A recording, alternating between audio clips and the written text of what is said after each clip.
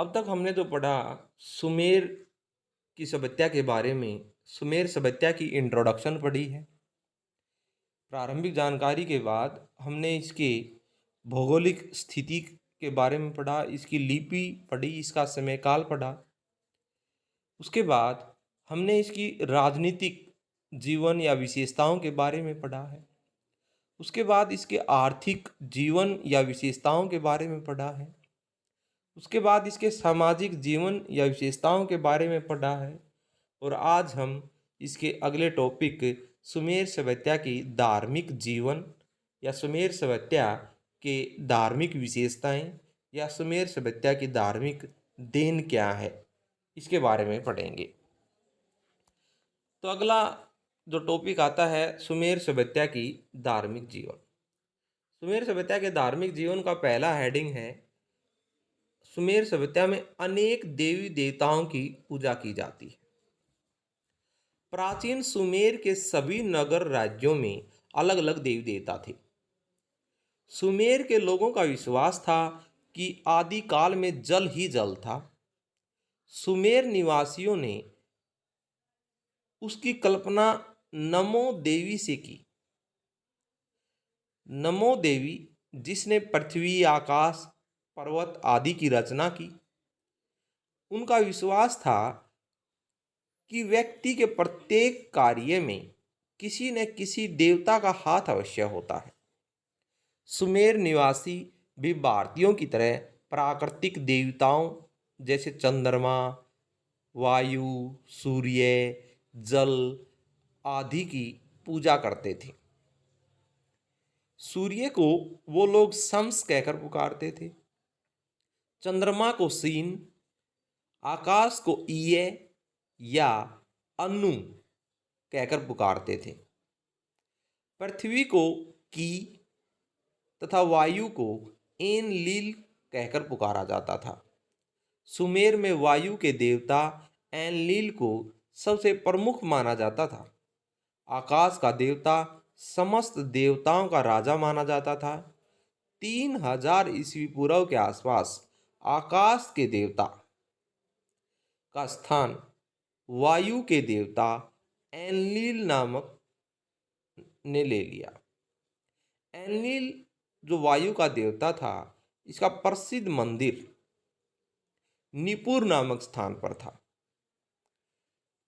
अनु जो आकाश का देवता था, अनु के बाद सुमेर के लोगों का प्रमुख देवता समुद्र के देवता एनकी को माना गया है। एनकी जो समुद्र का देवता था, जल का स्वामी माना जाता था। सुमेरियनों की प्रमुख देवी पृथ्वी थी, जिसे की कहा जाता था।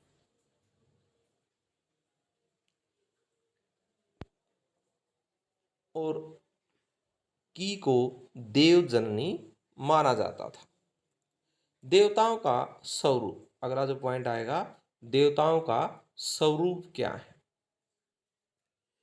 सुमेर के धर्म की एक खास विशेषता थी कि उन्होंने देवताओं का मानवीयकरण किया।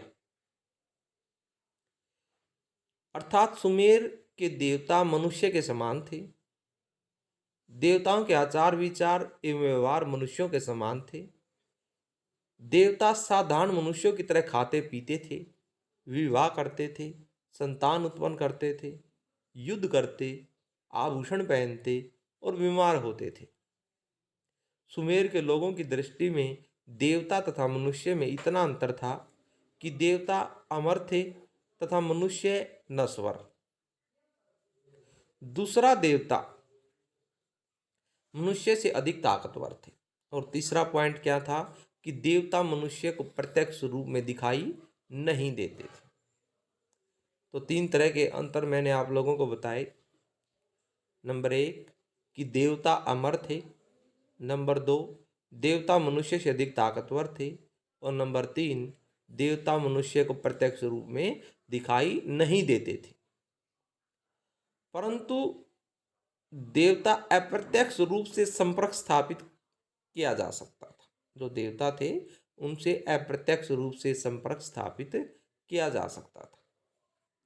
सुमेर के लोगों की मान्यता थी कि उनके देवता सत्य, न्याय तथा अच्छाई के प्रेमी हैं तथा वे यह भी मानते थे कि देवता मनुष्य में बुराई, पाप और अनैतिकता भी उत्पन्न करते हैं। उन्होंने ही प्रत्येक व्यक्ति को प्रकृति प्रदान की। उसके बाद तीसरा जो पॉइंट आता है, अंधविश्वास व जादू टोना। सुमेर के लोगों की मान्यता थी कि देवता अपनी इच्छाओं को कुछ शकुनों या इशारे, जो हम बोलते हैं, कुछ इशारों के द्वारा प्रकट करते हैं। अतः लोग शकुनों या इशारों को जानने तथा उनकी व्याख्या करने का प्रयास करते थे तथा तरह देवताओं की जो इच्छा जानने के लिए उन्होंने बहुत से तरीके अपनाए। जैसे शहर का पटेसी किसी विषय पर देवताओं की इच्छा जानना चाहता है, तब वह मंदिर में जाकर सो जाता था और वहां उसे सौपन दिखाई पड़ते थे, जिनकी व्याख्या करके देवताओं की इच्छा को जाना जाता था। इसीलिए वहां के समाज में सौपन जानने वाले विशेषज्ञ भी थे।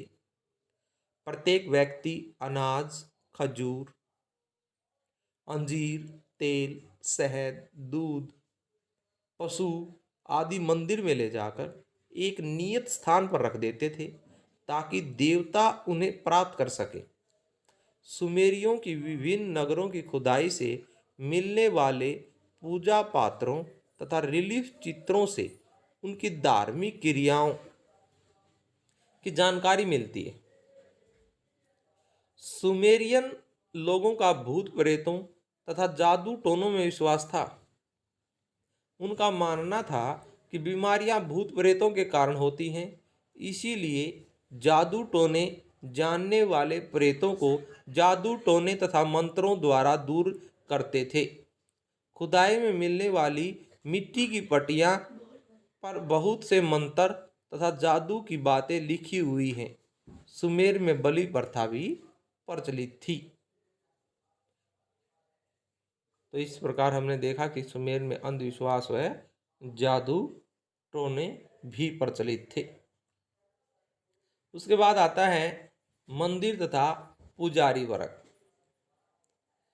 सुमेर में राजाओं ने देवताओं की उपासना के लिए अनेक मंदिरों का निर्माण करवाया।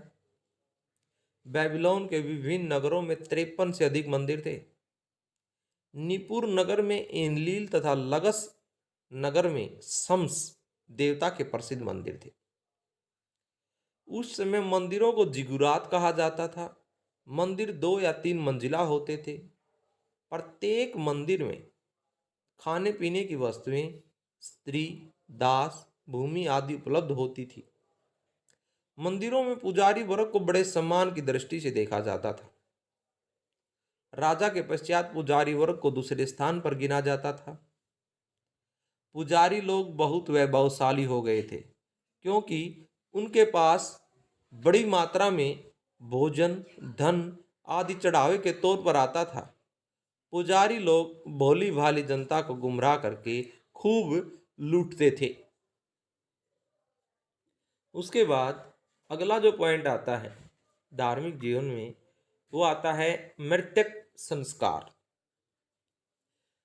सुमेर के लोग विभिन्न प्रकार के अंधविश्वासों में विश्वास रखते थे।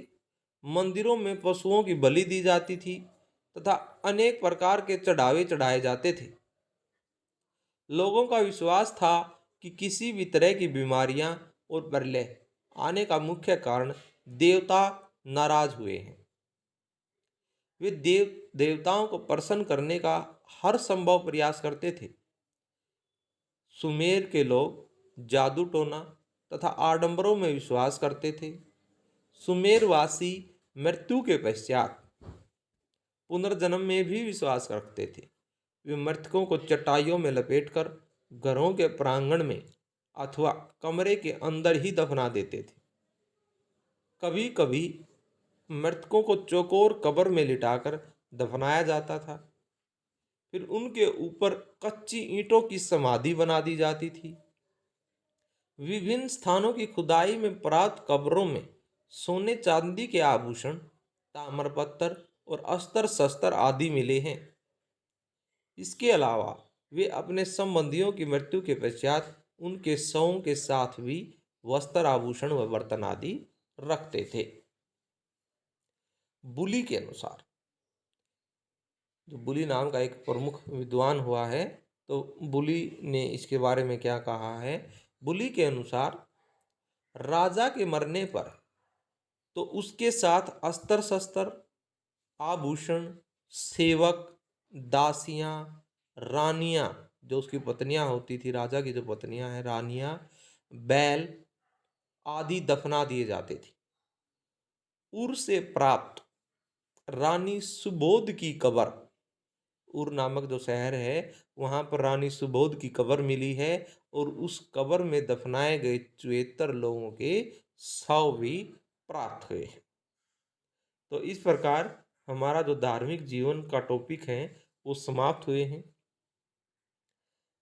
तो इसमें हमने 5 पॉइंट धार्मिक जीवन में पढ़े हैं।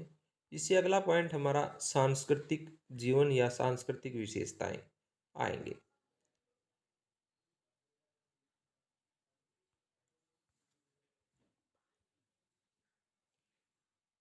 आज का हमारा टॉपिक यहीं पर समाप्त होता है।